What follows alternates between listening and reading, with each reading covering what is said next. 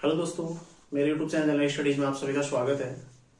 तो दोस्तों, Uttarakhand group C का जो हिंदी का सिलेबस है उसमें साहित्यकार और लेखक लेखक और जो कवि हैं उनके संबंध में भी हिंदी के सिलेबस में चर्चा की गई है। ठीक है, तो उसी संबंध में आज हम चर्चा करेंगे महादेवी वर्मा का जीवन परिचय। ठीक है, जो कि महत्वपूर्ण है काफी हिंदी के लिहाज की दृष्टि से। ठीक है, हिंदी की दृष्टि से तो शुरू करते हैं महादेवी वर्मा के बारे में। ठीक है, इनका जन्म कब हुआ था? देखो, 26 मार्च 1907। ठीक है, जन्म कब हुआ था?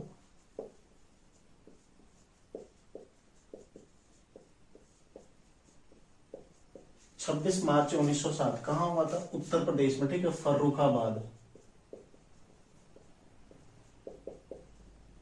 ठीक है, फर्रुखाबाद जो कि यूपी में पड़ता है, यहाँ इनका जन्म हुआ था। ध्यान रखिएगा। ठीक है, एक लेखिका थी और अध्यापक भी थे। ठीक है, कार्य क्षेत्र। ठीक है, लेखिका तो थी, साथ में अध्यापक भी थे, अध्यापिका।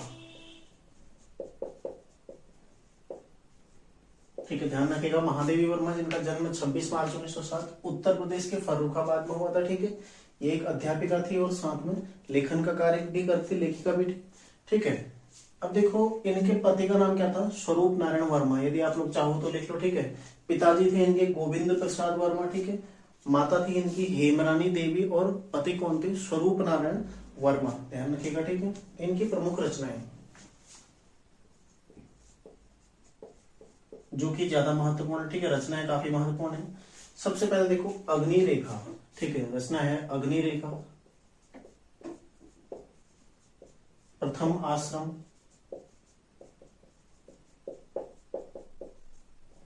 ठीक है, प्रथम आश्रम, सप्तपूर्ण, दीप शिखा। ठीक है, दीप शिखा,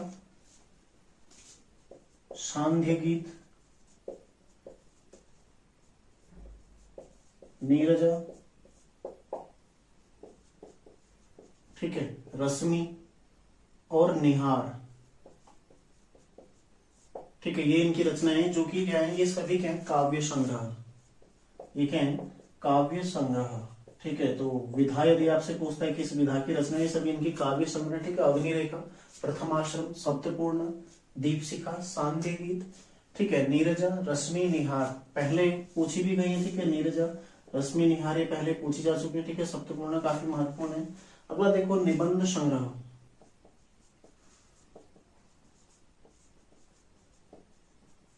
निबंध संग्रह, इसमें कौन कौन से हैं? श्रृंखला की कड़ियां, श्रृंखला की कड़ियां। ठीक है, महत्वपूर्ण है, ध्यान रखिएगा, पहले पूछी भी गई है। अगर देखो विवेचनात्मक गद्य,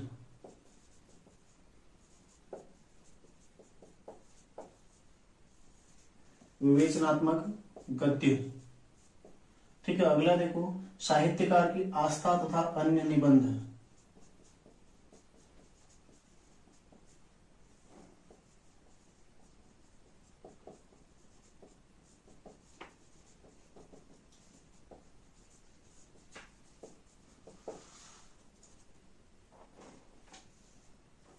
ठीक है, साहित्यकार की आस्था तथा अन्य निबंध। एक है देखो हिमालय। ठीक है, एक है क्षणदा। ये 5 इनके निबंध संग्रह जो कि महत्वपूर्ण है। ठीक है, ध्यान रखिएगा। रचनाएं में देखो काव्य संग्रह और निबंध। तीसरी जो रचना है इनकी संस्मरण।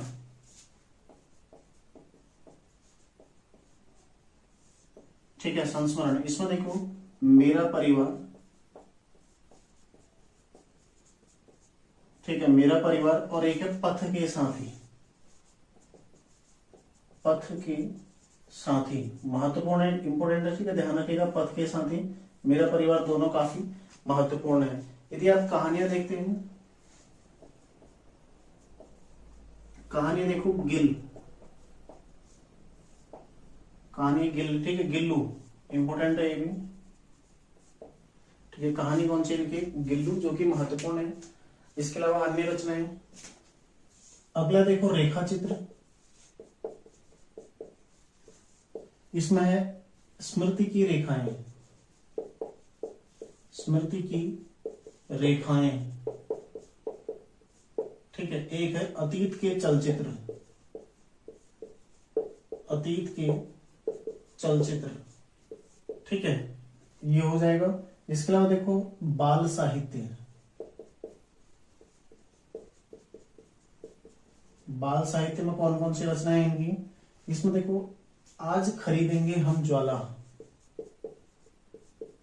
आज खरीदेंगे हम ज्वाला,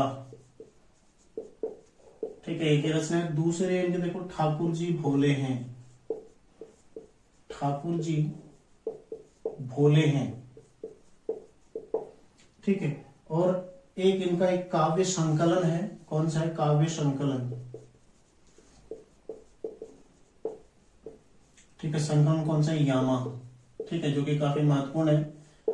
ज्ञानपीठ अवार्ड भी इनको मिला हुआ है इस रचना के लिए, ठीक है। तो ये इनकी प्रमुख रचनाएं हो गई, महादेवी वर्मा जी की प्रमुख रचनाएं, ठीक है। यदि इनके बारे में अन्य फैक्ट देखें तो छायावाद के जो 4 प्रमुख स्तंभ है उसमें से एक माने जाते हैं, ठीक है, महादेवी वर्मा, इसके अलावा जयशंकर प्रसाद, सूर्यकांत त्रिपाठी निराला और सुमित्रा नंदन पंत, ठीक है। तो छायावाद के 4 स्तंभों में से एक है महादेवी वर्मा, ठीक है, ध्यान रखिएगा। और इन्हें आधुनिक मीरा कहा जाता है, ठीक है, इन्हें आधुनिक मीरा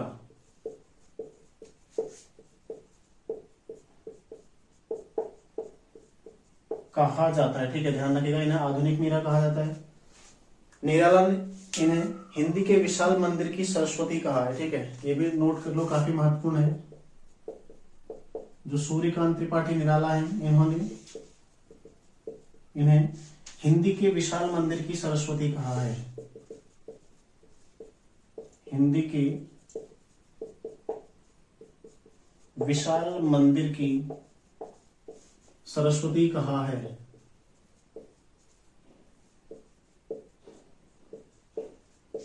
ठीक है, ध्यान रखिएगा, महत्वपूर्ण है काफी। 1936 में रामगढ़, जो कि कहां पड़ता है, नैनीताल में, ठीक है, नैनीताल में मीरा मंदिर की स्थापना की, मीरा मंदिर की स्थापना। वर्तमान में क्या है, यही जो मंदिर है इसको महादेवी वर्मा संग्रहालय, जो कि रामगढ़ में, ठीक है, इस नाम से जाना जाता है। तो मीरा मंदिर जो कि वर्तमान में क्या है, महादेवी वर्मा संग्रहालय है, ठीक है, इसको आप लोग ध्यान रखिएगा, नोट कर लीजिएगा। अगला देखो 1956 पद्म भूषण, ठीक है, 1956 पद्म भूषण प्लस 1988 में पद्म विभूषण इन्हें दिया गया, ठीक है, ये इनके सम्मान है। इसके अलावा 1982 में ज्ञानपीठ, 1982 में ज्ञानपीठ किस रचना के लिए, यामा के लिए, ठीक है, यामा के लिए ज्ञानपीठ से सम्मानित किया गया था, ठीक है, ध्यान रखिएगा। इसके अलावा देखो मृत्यु का वो इनकी 11 सितंबर 1987, ठीक है, 1987 को इनकी मृत्यु हो गई, ठीक है। तो इनका एक स्क्रीनशॉट ले लो। जो महत्वपूर्ण तथ्य है, जन्म देखो 26 मार्च 1907 कहां, फर्रुखाबाद उत्तर प्रदेश में हुआ था, ठीक है, और मृत्यु कहां हुई थी, इलाहाबाद में, वर्तमान में प्रयागराज, ठीक है, इनकी मृत्यु प्रयागराज में हुई थी, फर्रुखाबाद उत्तर प्रदेश में इनका जन्म, ठीक है। एक अध्यापिका थी, कभी कभी पूछ रहा था ना कि क्या थे, तो अध्यापिका भी थी, ठीक है, और साथ में लेखन का कार्य भी करती थी। रचनाएं इनकी देखो, जो काव्य संग्रह इसमें अग्निरेखा, प्रथम आश्रम, सप्तपूर्ण, दीप शिखा, सांध्य गीत, नीरजा, रश्मि और निहार, ठीक है।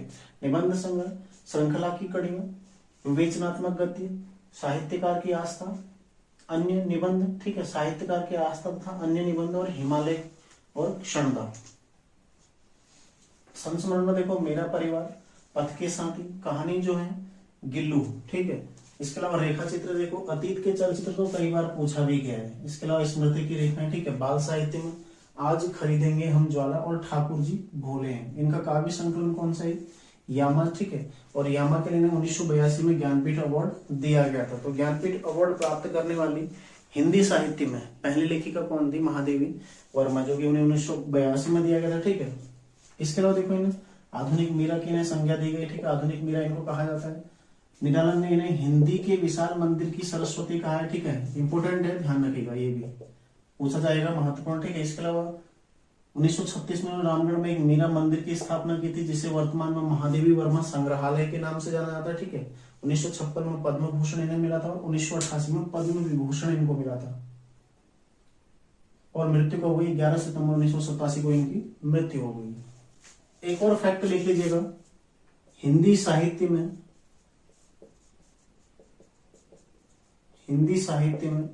रहस्यवाद की प्रवर्तक कौन है? महादेवी वर्मा, ठीक है, इन्हें माना जाता है। इसके अलावा देखो, इन्होंने इलाहाबाद में साहित्यकार संसद की स्थापना भी की थी, ठीक है। कब की थी? 1955 में इलाहाबाद यानी कि प्रयागराज में, ठीक है, साहित्यकार संसद की स्थापना।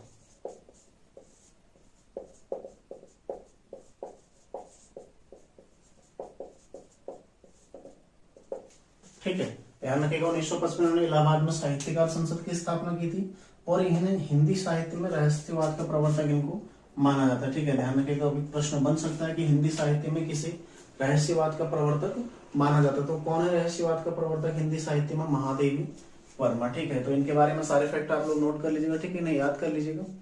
अगली क्लास में हम चर्चा करेंगे गौरापंत शिवानी के बारे में, ठीक है। तो एक एक लेखक, कभी ज्यादा छोटा हो तो 2 लेखक, ठीक है। तो इनको लेते हैं हम फटाफट, ताकि हमारा कवर हो जाए हिंदी साहित्य वाला पार्ट, ठीक है। कभी मैं पहले करा चुका हूँ आप लोगों को, वहां से आप लोग नोट कर लीजिएगा। मिलते हैं नेक्स्ट क्लास में, तैयारी आप लोग करते रहिए। धन्यवाद।